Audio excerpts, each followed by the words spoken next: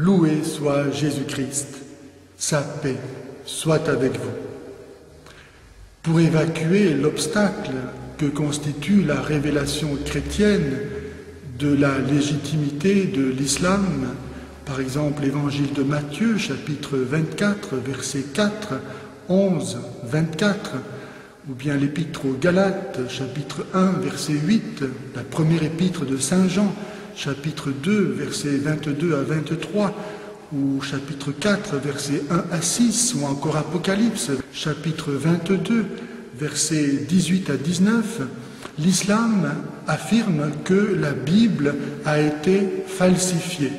Sourate 2, versets 59, 75, 79, sourate 3, verset 78, sourate 4, verset 46, et que la Bible a été en conséquence entièrement redonnée et se retrouve intégralement dans le Coran. Or, nous trouvons dans l'Évangile le commandement, par exemple, d'aimer ses ennemis. Matthieu 5, verset 44, que l'on ne retrouve certes pas dans l'islam, et que les musulmans affirment en conséquence être une falsification de l'enseignement de Jésus. Mais quand donc ce verset, ce commandement d'aimer ses ennemis, aurait-il pu avoir été introduit frauduleusement dans la Bible lorsque Jésus l'enseigne pas seulement en Matthieu 5, 44, c'est-à-dire au début de sa prédication, mais encore à la fin de sa vie et sur la croix, lorsqu'il prie pour demander le pardon de ses bourreaux. Père, pardonne-leur, ils ne savent pas ce qu'ils font. Luc, chapitre 23, verset 34. Et que saint Étienne, le premier martyr, a lui aussi mis en pratique ce commandement, implorant le pardon pour ceux qui le lapidaient. Livre des Actes des Apôtres, chapitre 7, verset 60. Et que depuis 2000 ans, tant de chrétiens ont imité leur maître en aimant leurs ennemis jusqu'au martyr, leur donnant ainsi le témoignage de l'amour inconditionnel et universel de Dieu. Si donc les musulmans ne peuvent pas dire quand ce commandement d'aimer ses ennemis aurait été introduit dans la révélation chrétienne, est-ce que la raison ne leur commande pas alors de soupçonner de falsification non pas la Bible, mais le Coran? Et question subsidiaire, que gagnent les musulmans à ne pas vouloir croire que Dieu nous a donné ce commandement d'aimer nos ennemis, comme Jésus nous en a donné l'exemple?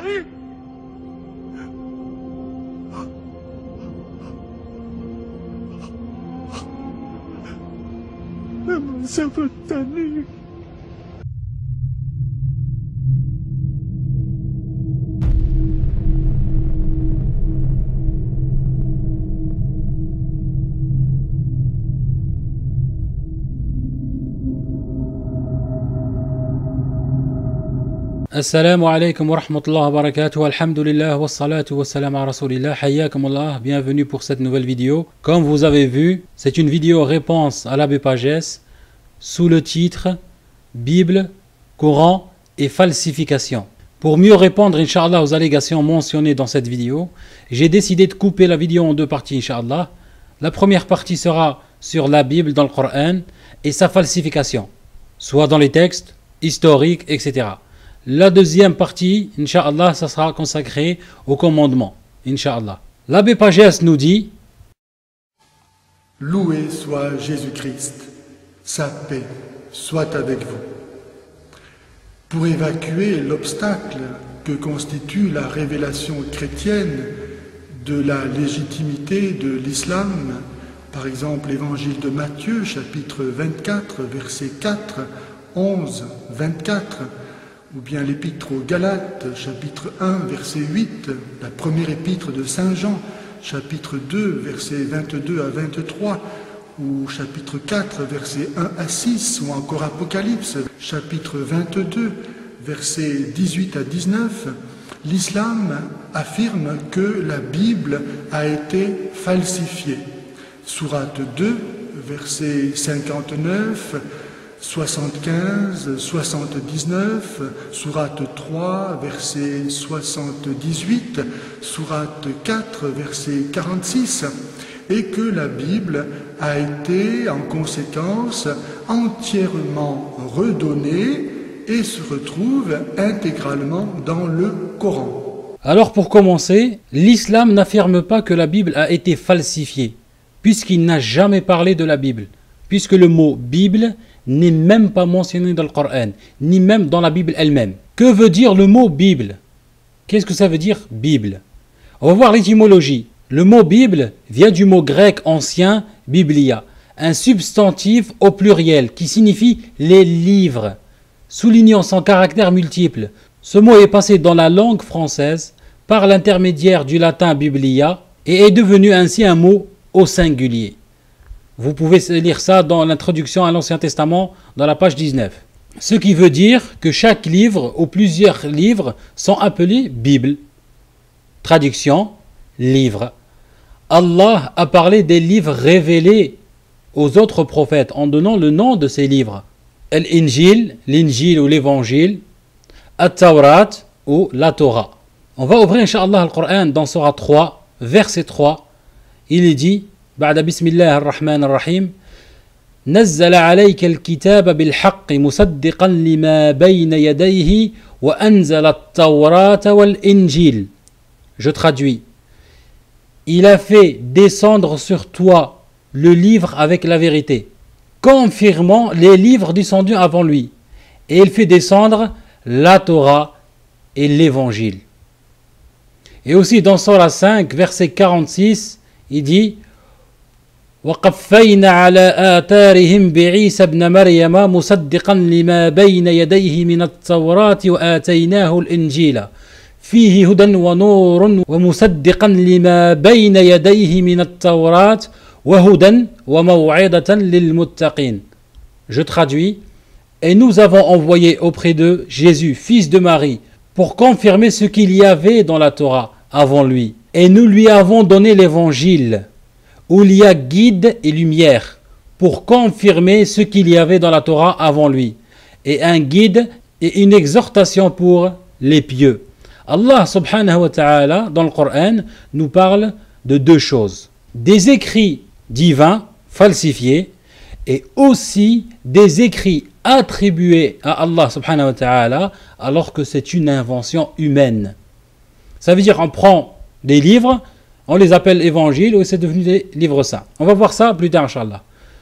On va ouvrir le Coran dans Surah 5, verset 13. Il dit: فَبِمَا نَقْضِهِمْ مِيثَاقَهُمْ لَعَنَّاهُمْ وَجَعَلْنَا قُلُوبَهُمْ قَاسِيَةً يُحَرِّفُونَ الْكَلِمَ عَنْ مَوَاضِعِهِ, etc.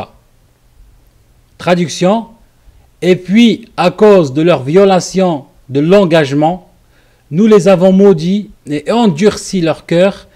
Ils détournent la parole de leur sens et oublient une partie de ce qui a été rappelé, etc., etc. Et aussi, le verset 41, il dit, je cite: يا أيها الرسول لا يحزنك الذين يسارعون في الكفر من الذين قالوا آمنا بأفواههم ولم تؤمن قلوبهم ومن الذين هادوا سماعون للكذب سماعون لقوم آخرين لم يأتوك يحرفون الكلمة من بعد مواضعه, etc. Je traduis: ô messager, que ne t'afflige point ceux qui concourent en mécréance, parmi ceux qui ont dit nous avons cru avec leur bouche sans que leur cœur ait jamais cru, et parmi les juifs qui aiment bien écouter le mensonge et écouter d'autres gens qui ne sont jamais venus à toi et qui déforment le sens des mots une fois bien établis. On a parlé des livres révélés que les gens du livre ont falsifiés. On va parler de l'invention des textes et les attribuer au créateur. On va ouvrir le Coran dans Surah 2, verset 79. A'oudhu billahi shaitanir rajim. Bismillahir rahmanir rahim. Je cite: فَوَيْلٌ لِلَّذِينَ يَكْتُبُونَ الْكِتَابَ بِأَيْدِيهِمْ ثُمَّ يَقُولُونَ هَذَا مِنْ عِنْدِ اللَّهِ لِيَشْتَرُوا بِهِ ثَمَنًا قَلِيلًا فَوَيْلٌ لَهُمْ مِمَّا كَتَبَتْ أَيْدِيهِمْ وَوَيْلٌ لَهُمْ مِمَّا يَكْسِبُونَ. Je traduis: malheur donc à ceux de leurs propres mains composent un livre, puis le présentent comme venant d'Allah, pour en tirer un vil profit. Malheur à eux donc à cause de ce que leurs mains ont écrit, et malheur à eux à cause de ce qu'ils en profitent. Un autre verset, dans Surah 3, verset 78, il dit: وَإِنَّا مِنْهُمْ لَفَرِيقًا يَلْوُونَ أَلْسِنَتَهُمْ بِالْكِتَابِ لِتَحْسَبُوهُ مِنَ الْكِتَابِ وَمَا هُوَ مِنَ الْكِتَابِ وَيَقُولُونَ هُوَ مِنْ عِنْدِ اللَّهِ وَمَا هُوَ مِنْ عِنْدِ اللَّهِ وَيَقُولُونَ عَلَى اللَّهِ الْكَذِبَ وَهُمْ يَعْلَمُونَ. Je traduis: et il y a parmi eux certains qui roulent leur langue en lisant le livre pour vous faire croire que cela provient du livre, alors qu'il n'est point du livre. Ils disent ceci vient d'Allah, alors qu'il ne vient pas d'Allah. Ils disent sciemment des mensonges contre Allah. Ce qu'on appelle le Nouveau Testament rentre dans la deuxième catégorie, puisque les évangiles, selon tel et un tel, sont écrits par des hommes sans aucune prétention d'inspiration divine. Alors vous allez me dire: comment tu sais? Tu sors ça de ta tête? Je te dis non. On va ouvrir la Bible sur l'évangile selon saint Luc, le premier chapitre. On trouve, je cite, plusieurs ayant entrepris de composer un récit des événements qui se sont accomplis parmi nous, suivant ce que nous ont transmis ceux qui ont été des témoins oculaires dès le commencement et sont devenus des ministres de la parole. Il m'a aussi semblé bon, après avoir fait des recherches exactes sur toutes ces choses depuis leur origine, de te les exposer par écrit d'une manière suivie, excellent Théophile, afin que tu connaisses la certitude des enseignements que tu as reçus. Et si l'écrivain de l'évangile selon Luc, qui est anonyme, qu'est-ce que ça veut dire anonyme? Ça veut dire qu'on ne connaît même pas la personne qui parle ici dans ce livre ou qui a écrit ce livre. Cet écrivain-là n'a jamais prétendu recevoir une révélation ou une inspiration divine du Saint-Esprit. Mais les chrétiens, eux, insistent sur l'inspiration divine des textes, sans aucune preuve. Comme nous dit le docteur Robert Kahl dans son livre « La religion des hommes modernes », je cite: « La plupart des partisans de la Bible ont le credo naouf que la Bible existait toujours sous la forme sous laquelle ils la lisent aujourd'hui. Ils croient que la Bible contenait toujours toutes les sections qui sont trouvées dans leur copie personnelle de la Bible. Ils ne savent pas, et la plupart d'entre eux ne veulent pas savoir, que pendant environ 200 ans, les premiers chrétiens, écoutez bien, n'avaient aucune écriture sainte, sauf l'Ancien Testament, et que même le canon de l'Ancien Testament n'avait certainement pas été établi dans les jours des premiers chrétiens, que les versions écrites du Nouveau Testament ont seulement surgi tout à fait lentement, que pendant une longue période de temps, personne n'arrivait de considérer ces écrits du Nouveau Testament comme l'écriture sainte. Subhanallah. Imaginez un petit peu avec moi. Prenez un chrétien de nos jours et prenez un chrétien des premiers temps. Mettez-les dans une pièce et mettez la Bible devant eux. Le premier chrétien, il ne va pas reconnaître la Bible, il va dire c'est quoi ça? Alors que l'autre chrétien va considérer ça comme livre saint. Subhanallah. Je continue. Qu'avec le passage du temps, la tradition est apparue de lire ces écritures aux congrégations, mais que même alors personne n'arrivait de les traiter comme des écritures saintes. Ça veut dire encore plus tard, quand la Bible est apparue, elle n'était même pas considérée comme sainte. Je continue. N'arrivait de les traiter comme des écritures saintes avec le même statut que l'Ancien Testament, que cette idée est d'abord arrivée aux gens quand les différentes factions dans le christianisme se battaient l'une contre l'autre et ils ont senti le besoin d'être capables de se conforter avec quelque chose d'imposé. Que de cette façon, les gens ont seulement commencé à considérer ces écrits comme l'écriture sainte environ 200 ans après Jésus-Christ. Subhanallah. Maintenant, la question qui se pose, est-ce que les premiers à avoir dit que la Bible est falsifiée sont les musulmans? D'après le docteur Mill, il y avait 30 000 variantes dans les évangiles. Griesbach porte le nombre de ces variantes à 100 000. Mais Schulz, qui est le plus récent, dit que le nombre n'en est pas encore fixé d'une manière définitive. Il est dit dans l'encyclopédie britannique, Homo Scripture, que Wheatstone a réuni plus d'1 million de variantes. Allahu Akbar. 1 million de variantes. Je vais citer ici les exemples qui concourent à prouver que l'altération est admise par ces messieurs. Et on va les diviser en 3 classes. Dans la première, on va citer le témoignage de ceux que les chrétiens appellent infidèles. Dans la deuxième, le témoignage des sectes que les catholiques et les protestants appellent hérétiques. Et dans la troisième, des exemples admis par les catholiques et par les protestants, ou ce qui revient à peu près au même, par les orthodoxes. La première catégorie, le témoignage des infidèles.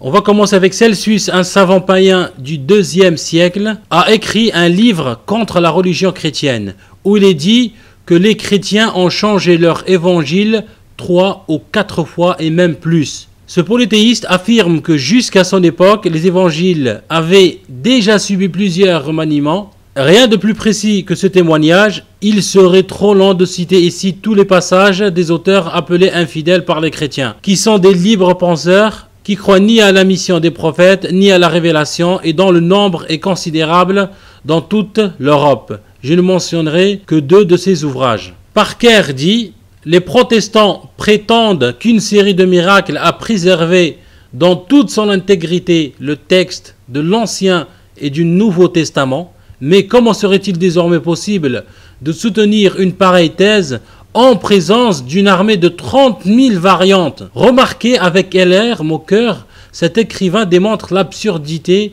de l'allégation des chrétiens. Il ne s'est servi que du relevé de Dr. Miller. Il aurait pu dire une armée du 150 000 ou même une armée d'1 million de variantes. Maintenant, l'auteur de Les Homo Donne, chapitre 5, édition de 1813, Londres.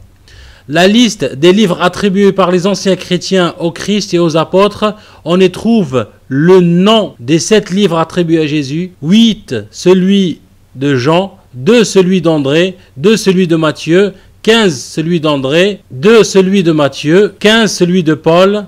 L'auteur ajoute: quand on se voit inondé par cette masse énorme d'évangiles, d'actes, d'épîtres et d'apocalypses, et dont quelques-uns sont encore tenus pour authentiques par un grand nombre de chrétiens de nos jours, comment est-il possible de prouver que les seuls livres authentiques sont ceux que les protestants reconnaissent? Et si nous considérons en outre que ces derniers, avant l'invention de l'imprimerie, étaient aussi sujets à la corruption et à la falsification que les autres, notre embarras doublera. Pour expliquer ce qu'il veut dire ici, il est important de souligner les différences entre la Bible dans différents groupes chrétiens, puisque les différents groupes chrétiens n'ont pas la même Bible. Oui, la question se pose, quelle est la vraie Bible? La Bible catholique, qui comporte 73 livres, ou la Bible protestante qui fait 66 livres, ou peut-être la Bible orthodoxe éthiopienne qui fait 81 livres, ou la Bible orthodoxe grecque qui fait 75 livres. Et ça, j'ai cité que 4 groupes. Je pourrais par exemple citer la Bible syriaque, 61 livres, la Bible orthodoxe de l'Europe de l'Est, 87 livres, la Bashita syriaque, 68 livres, plus le chapitre 151 des psaumes rajoutés par l'église égyptienne, etc., etc., etc. Quelle est la vraie Bible? Qui peut nous le dire? Il y a des chrétiens qui disent qu'ils ont le Saint-Esprit. Est-ce qu'il y a un chrétien qui a le Saint-Esprit vraiment qui peut nous aider? C'est quand même important de savoir qui détient la vraie parole de Dieu. Comment faire pour le savoir, pour distinguer le vrai du faux? Qui a raison entre les catholiques, les protestants, les orthodoxes dans différents groupes? Qui a la vraie parole de Dieu? Dommage que le génie de la lampe n'existe pas, sinon je lui aurais demandé.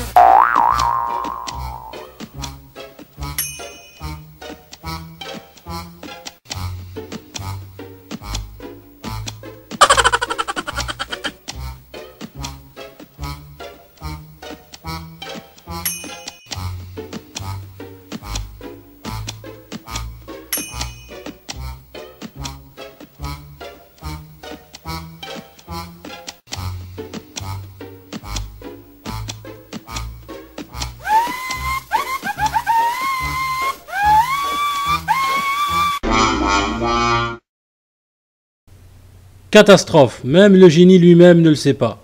On va passer maintenant à la seconde catégorie, témoignages des hérétiques. Je nomme le premier groupe, les Ébionites, étaient une secte juive du 1er siècle, adversaire acharné de Paul. Quel traité d'apostat! Elle acceptait l'évangile de Matthieu, mais elle soutenait que le texte reçu maintenant parmi les adeptes de Paul n'était pas celui qui avait composé l'évangéliste, et que les 2 premiers chapitres et une foule de chapitres ou de versets dans les autres chapitres sont interpolés. Les adeptes de Paul renvoient la balle à cette secte en l'accusant d'avoir elle-même corrompu le texte de Matthieu. Bell dit dans son histoire de cette secte: les Ébionites n'admettent des livres de l'Ancien Testament que le Pentateuque. Elle avait horreur des noms de David, de Salomon, de Jérémie, d'Ézéchiel et des livres du Nouveau. que l'évangile de Matthieu qu'il avait interpolé en plusieurs endroits et duquel elle retranchait les 2 premiers chapitres. Larner dit, en exposant les endroits de l'évangile de Luc qui étaient rejetés par cette secte, les endroits interpolés ou altérés dans cet évangile étaient les suivants. D'après les Marcionites, les 2 premiers chapitres, le baptême de Jésus par Jean-Baptiste, la généalogie de Jésus au chapitre 3, la tentation de Jésus, l'entrée de Jésus au temple et sa lecture d'Ésaïe, chapitre 4, les versets 30 et 32 et 49, 51 du chapitre 11. Avec ce passage du verset 29 du même chapitre, sinon le signe de Jonas le prophète, les versets 6, 8 du chapitre 12, les versets 16 du chapitre 13, les versets 11, 32 du chapitre 15, 31 à 33 du chapitre 18, 28 à 46 du chapitre 19, 9 à 18 du chapitre 20, 8, 21, 23 au chapitre 21, 16, le verset 16, 35, 36, 37, 43 du chapitre 23, 26 et 28 du chapitre 24, 50 et 51 du chapitre 22. Les détails nous sont donnés par Épiphane. Le docteur Mill dit à son tour que les Marcionites rejetaient aussi le verset 38, 39 du chapitre 4. Larner dit en outre, volume 3, sur la foi d'Augustin, à la fin de l'article où il expose les principes des Machéniens, que Faustus, un des plus grands docteurs de cette secte au IVe siècle, avait coutume de dire « Je repousse tout ce que vos ancêtres ont par tricherie ajouté au texte du Nouveau Testament, qu'ils ont défiguré et corrompu. Car il est certain que ce Nouveau Testament n'est ni l'œuvre du Christ, ni l'œuvre des apôtres. » Subhanallah. Mais c'est l'œuvre d'un homme inconnu, demi-juif, qui l'a attribué aux apôtres du Christ et à leurs disciples. Pour lui donner une plus grande autorité, il a fait aux chrétiens un tort immense en leur donnant des livres remplis de fautes et de contradictions. Et c'est vrai. Ainsi, dès le IVe siècle de l'ère chrétienne, un homme illustre, par son savoir, proclamait que les adorateurs de la Trinité avaient corrompu le Nouveau Testament et que celui qu'il possédait n'était pas l'œuvre des apôtres ou de leurs disciples, mais qu'un faussaire inconnu, bien que ce savant appartienne à une secte considérée comme hérétique, ces assertions ne sont pas moins vraies pour cela. Norton est l'auteur d'un ouvrage où il démontre que la Pentateuque n'est pas de Moïse et que l'évangile qui porte le nom de Matthieu n'est qu'une traduction très altérée d'un original hébraïque. On voit donc que depuis les premiers siècles jusqu'à nos jours, les différentes sectes chrétiennes que les adorateurs de la Trinité considèrent comme hérétiques, de même que les auteurs mentionnés dans la première catégorie que les chrétiens appellent infidèles, ont toujours soutenu que les textes des Écritures sont altérés. Troisième catégorie, le témoignage des orthodoxes.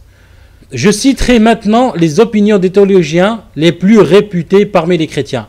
Adam Clarke dit dans le volume 5, page 369, « Les hommes qui ont joué un grand rôle dans le monde ont naturellement attiré l'attention des historiens d'une manière spéciale. C'est le cas de notre Seigneur qui a eu beaucoup de biographies. Mais les erreurs, les omissions, les méprises volontaires ou involontaires abondent dans ces récits. Surtout dans ceux qui ont été composés dans le pays où a été rédigé l'évangile de Luc. C'est pourquoi le Saint-Esprit a voulu faire connaître à Luc tous les faits authentiques de la vie de notre Seigneur, afin que les chrétiens en aient un récit sincère et complet. Ainsi, ce célèbre critique de la secte protestante reconnaît ici l'existence de plusieurs faux évangiles, avant que Luc eût composé le sien, que ces évangiles contenaient des erreurs, des omissions et des méprises volontaires ou involontaires, ce qui prouve que leurs auteurs étaient des hommes de peu ou de mauvaise foi. Même Paul nous dit dans Galates 1, versets 6 et 7, Je m'étonne que vous vous détourniez si promptement de celui qui vous a appelé par la grâce de Christ pour passer à un autre évangile. Il y a concurrence ici. Non, pas qu'il y a un autre évangile, mais il y a des gens qui vous troublent et qui veulent renvoyer l'évangile de Christ. 3 choses résultent de ces paroles. La première des choses, qu'il y avait du temps des apôtres un évangile appelé l'évangile du Christ. Exemple, Romains 1,9 où il dit « Dieu que je sers en mon esprit dans l'évangile de son Fils, mes témoins que je fais sans cesse mention de vous. » Ou dans Romains 1,16, on va voir 2 traductions ici. La première traduction de Louis II, protestante, « Car je n'ai point honte de l'évangile ». Remarquez bien ici, hein. « Car je n'ai point honte de l'évangile ». C'est une puissance de Dieu pour le salut de quiconque croit, du juif premièrement, puis du grec. Regardez maintenant la traduction de David Martin. « Car je n'ai point honte de l'évangile de Christ ». Alors que le premier, il a enlevé de Christ. Vu qu'il est la puissance de Dieu en salut à tout croyant, aux juifs premièrement, puis aussi aux grecs. Pourquoi, écoutez-moi, pourquoi dans la traduction de Louis II, il a enlevé Christ? Il a laissé juste l'évangile. Ou, la question qui peut se poser aussi, pourquoi dans la traduction de David Martin, il a rajouté le mot Christ pour faire l'évangile de Christ? Qui a falsifié ici? Louis II ou David Martin? Dans Romains 15,16, il dit « D'être ministre de Jésus-Christ parmi les païens, m'acquittant du divin service de l'évangile de Dieu, afin que les païens lui soient une offrande agréable, étant sacrifiés par le Saint-Esprit, ou l'Esprit Saint. » Encore dans la première lettre aux Corinthiens 9, 18, traduction de Louis II, je lis « Quelle est donc ma récompense? C'est d'offrir gratuitement l'évangile que j'annonce, que Paul annonce, sans user de mon droit de prédicateur de l'évangile. » Maintenant, le même verset, mais dans la traduction de David Martin. « Quelle récompense ai-je donc? C'est en prêchant l'évangile, je prêche l'évangile de Christ. » Regardez bien. Je prêche l'évangile de Christ. Dans la traduction de Louis II, c'est l'évangile que Paul annonce. Maintenant, dans la traduction de David Martin, c'est l'évangile de Christ. Je prêche l'évangile de Christ sans apporter aucune dépense, afin que je n'abuse pas de mon pouvoir dans l'évangile. Ici, on nous parle de 2 évangiles différents, comme j'ai dit. Puisque dans le premier verset, il est question de l'évangile annoncé par Paul. Mais le deuxième verset, il est question de l'évangile de Christ. Les chrétiens de nos jours maintenant ont l'évangile selon Matthieu, selon Luc, selon Marc, selon Jean, les lettres de Paul, etc. etc. Où sont l'évangile de Christ et celui de Dieu, mentionnés dans les versets que j'ai cités avant? D'après ces paroles de Paul, on comprend qu'il y avait un évangile appelé l'évangile du Christ. C'est clair. Cette thèse même a été soutenue par Eshorn, par Leclerc, par Maccaelli, par Lessing, par Niemeyer et par Marsh. 2. On comprend aussi qu'il y avait aussi du vivant de ce champion sanctifié, Paul, un autre évangile différent de l'évangile du Christ. 3. Que les corrupteurs étaient déjà en train de falsifier l'évangile du Christ du temps même de ce champion sanctifié, indépendamment des falsifications ultérieures qui n'ont laissé au véritable évangile de Christ que le nom. Adam Clarke, en commentant ce passage de Paul, dit « Il est certain que dans les premiers siècles de l'Église, il y avait une foule d'évangiles apocryphes. C'est même à cause de cela que Luc a rédigé son évangile. On compte plus de 70 écrits de cette espèce que Fabricius a réunis et publiés en 3 volumes, et où les prescriptions mosaïques telles que la circoncision se mêlent aux préceptes du christianisme. Et c'est à l'un de ces évangiles que l'apôtre fait allusion ici. De l'aveu donc de ce commentateur, un grand nombre de faux évangiles existaient déjà avant l'époque où Luc fit le sien, et avant que Paul écrivit son épître aux Galates. Et par les paroles d'Adam Clarke, je cite, c'est à un de ces évangiles que l'apôtre fait allusion, et il prouve que dans son opinion, Paul prend le mot évangile au sens propre et non au sens figuré, comme ils disent la bonne nouvelle. Comme l'ont prétendu les docteurs protestants, surtout dans leur controverse avec nous les musulmans. 2. On lit dans la deuxième lettre aux Corinthiens, chapitre 11, versets 12 et 13, je cite, « Mais j'agis et j'agirai de la sorte pour ôter ce prétexte à ceux qui cherchent un prétexte, afin qu'ils soient trouvés tels que nous dans les choses dont ils se sont glorifiés. » Ces hommes-là sont des faux apôtres, des ouvriers trompeurs, déguisés en apôtres de Christ. Alors ici Paul proclame haut et fort que dans son temps il y avait des faux apôtres qui se déguisaient en apôtres du Christ. Peut-être c'est le contraire. Paul, le faux apôtre, accuse les vrais apôtres d'être des faux. Attention ici. Adam Clarke dit: ces imposteurs prétendaient être apôtres de notre Seigneur et ne l'étaient pas, qui feignaient de faire les travaux de la prédication, mais ils n'avaient en vue que leur avantage personnel.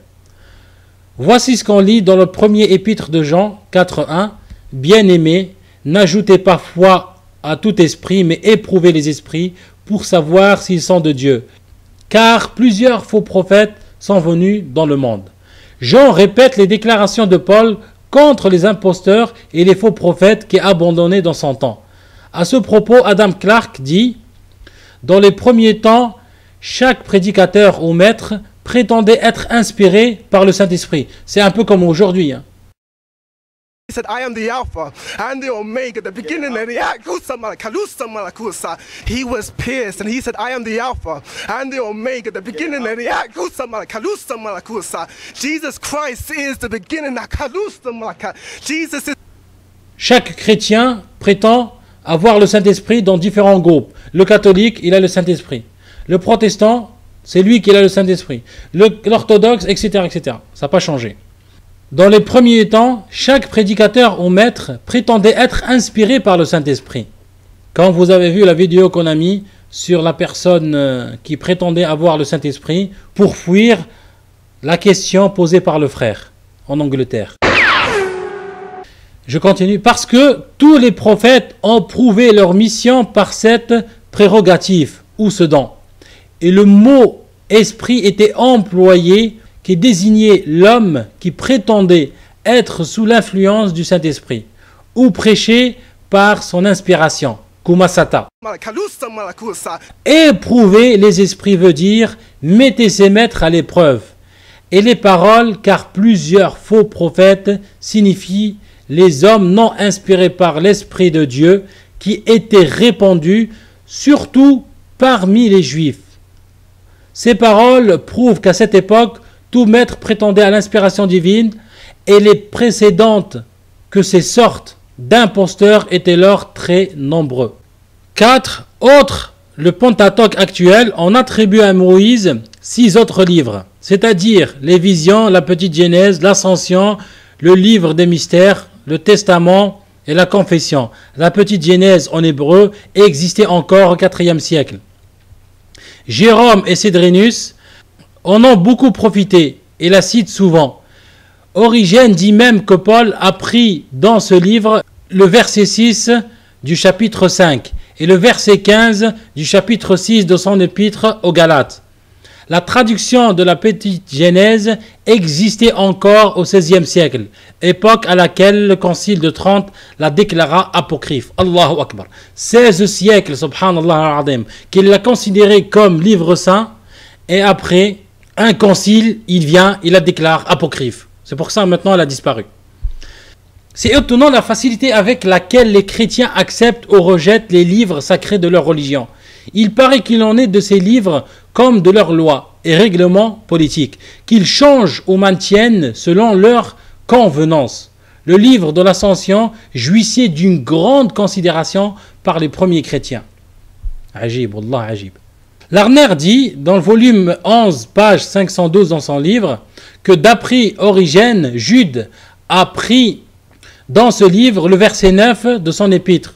Tous ces livres sont considérés maintenant comme apocryphes, mais les versets qui ont été insérés dans les livres reconnus comme authentiques ne sont pas moins maintenus comme inspirés.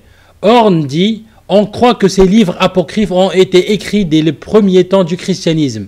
C'est donc au 1er siècle que ce commentateur place la composition des faux livres.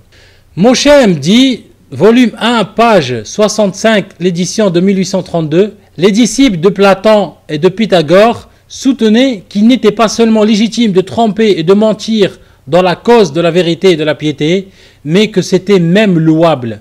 Les Juifs qui vivaient à Alexandrie apprirent de ce sentiment avant l'ère chrétienne, comme il résulte de plusieurs preuves. Et des deux, ce vice s'est répandu parmi les chrétiens. Celui qui considère la grande quantité des livres forgés et attribués à des hommes éminents ne serait doté de ce fait. Avec une pareille doctrine, comment s'étonner des falsifications et des interpolations qu'on a fait subir au livre de l'Écriture? Je rappelle le verset de Paul, Romains 3,7, et par mon mensonge, et si par mon mensonge la vérité de Dieu éclate davantage pour sa gloire, pourquoi suis-je encore jugé comme pécheur? Je continue. 7. Oseb dit, Justin le martyr, cite dans sa dispute contre Tryphon certaines déclarations prophétiques et démontre que les Juifs les ont supprimées de leurs livres. Watson dit, le volume 3, page 32, je ne doute pas que les passages cités par Justin contre Tryphon et qu'il accuse les Juifs d'avoir supprimés n'existassent dans les textes hébraïques et grecs du temps de Justin et d'Irénée. Bien qu'on ne les trouve plus dans les textes que nous possédons, et notamment le passage que Justin dit qu'il trouvait dans le livre de Jérémie, Silbricus, dans ses annotations sur Justin, et Dr. Crabb, dans ses annotations sur Irénée, disent que quand Pierre écrivait le 6e verset du chapitre 4 de sa première épître, il avait en vue cette prophétie. Horn est dit dans volume 4, page 62, il y a dans les conférences de Justin avec le juif Tryphon un passage extraordinaire concernant le sens typique de la Pâque, dans lequel Ezra en explique le mystère comme se rapportant clairement au Christ, et que Justin accuse les Juifs d'avoir supprimé de leurs livres dès les premiers temps comme favorisant trop le christianisme. Ce passage peut être traduit ainsi. Esdras dit au peuple, cette Pâque est notre sauveur et notre refuge. Si vous la comprenez et l'appréciez dans vos cœurs, que nous allons l'humilier par ce signe et qu'ensuite nous croirons en lui, alors ce lieu ne sera pas rendu désert, dit ce Seigneur des armées. Mais si vous ne croyez pas en lui, ni en sa prédication, vous serez la risée des gentils. Whittaker croit que ce passage devait se trouver entre les versets 19 à 22, probablement entre le 20 et le 21. Le docteur Adam Clark est disposé à en admettre l'authenticité. On voit par ces passages, il dit que Justin martyr et docteur réputé de l'Église primitive accusait les Juifs d'avoir supprimé une foule de prophéties se rapportant au Messie. Et cette accusation est confirmée par les docteurs modernes que je viens de mentionner. De plus, selon Watson, ces prophéties existaient encore dans les textes hébraïques et grecs du temps de Justin et d'Irénée, quoiqu'elles ne se trouvent plus dans les copies existantes. On comprend soit que ce grand saint et docteur des chrétiens et les 5 commentateurs modernes qui soutiennent son opinion ont défiguré la vérité en vertu du principe de Platon et de Pythagore, ou bien que les Juifs ont réellement supprimé les passages dont il s'agit. Dans les deux cas, l'objection, l'intégrité du texte sacré demeure toute entière. 8. Lardner dit, volume 5, page 124, Le texte des évangiles fut déclaré corrompu par des critiques ignorants du temps de l'empereur Anastase, qui en ordonna la révision. Si à l'époque désignée par Larner, les évangiles étaient universellement considérés comme inspirés, et s'il y avait une chaîne non interrompue de traditions authentiques remontant aux apôtres et prouvant que les évangiles étaient vraiment de leur composition, l'ignorance attribuée à ces critiques n'aurait pas eu de raison d'être, et l'empereur Anastase n'aurait pas ordonné la révision des dits évangiles. Dans tous les cas, il est certain que ces textes furent revus, qu'on en corrigea les erreurs et les contradictions, ce qui constitue l'altération du texte. Dieu merci, nous pouvons maintenant déclarer faux ce qu'affirment les théologiens chrétiens, c'est-à-dire que jamais le texte des Écritures n'a été modifié. C'est une nouvelle confirmation de ce qui a été dit par Eschorn et d'autres savants allemands. Dr Bart Ehrman, qui est professeur d'histoire des religions aux États-Unis et auteur de nombreux ouvrages sur la littérature chrétienne, en 2005, il écrit un livre intitulé, et vous pouvez trouver même des conférences de lui sur YouTube, on a même mis dans notre chaîne Anti-Choubouat des vidéos de lui. Dans son livre Miscotin Jésus, l'histoire derrière qui a changé la Bible et pourquoi, où il explique les conclusions tirées de la critique textuelle de la Bible concernant le mythe des manuscrits originaux. Ehrman affirme, je cite, « Non seulement nous n'avons pas les originaux, mais nous n'avons pas les premiers copies des originaux. Nous n'avons même pas les copies des originaux, ni même les copies des copies des originaux. Ce que nous avons sont des copies faites plus tard, beaucoup plus tard. Dans la plupart des cas, ce sont des copies rédigées nombreux siècles plus tard. Et toutes ces copies sont différentes l'une de l'autre dans des milliers d'endroits. Ces copies différentes les unes des autres en tant d'endroits que nous ne savons même pas combien il existe de différences. Il est peut-être plus facile de dire, écoutez bien, c'est grave, il est peut-être plus facile de dire, il existe plus de différences entre nos manuscrits qu'il y en a de mots dans le Nouveau Testament. Subhanallah al-Azim. Dans son livre Miscotin Jésus de Bart Ehrman, page 10. Pour résumer, ce n'est pas les musulmans qui ont inventé cette histoire de falsification, puisque c'est un fait historique. Ce n'est pas les musulmans qui ont dit que ces livres sont falsifiés, mais des chrétiens et des juifs, des païens, ont déjà affirmé cela bien avant. On va, Inch'Allah, donner des exemples de falsification. Et je vais aussi, Inch'Allah, donner la preuve dans la Bible elle-même, où elle affirme être falsifiée. Mais comme vous avez sûrement remarqué, la vidéo fait plus de 40 minutes. Alors retrouvez-moi, Inch'Allah, dans les prochains épisodes. Faire une vidéo de 6 ou 10 minutes maximum sur un sujet pareil n'est pas possible. Alors je m'excuse pour la longueur de la vidéo et je vous remercie d'avoir écouté et je vous remercie pour votre soutien. Je vous dis à la prochaine fois, Inch'Allah. Alhamdulillah, alladhi bi ni'matihi tatimmu as-salihat, was-salatu was-salamu ala rasulillah, wa ala alihi wa sahbihi wa lah. Assalamu alaykum wa rahmatullahi wa barakatuh.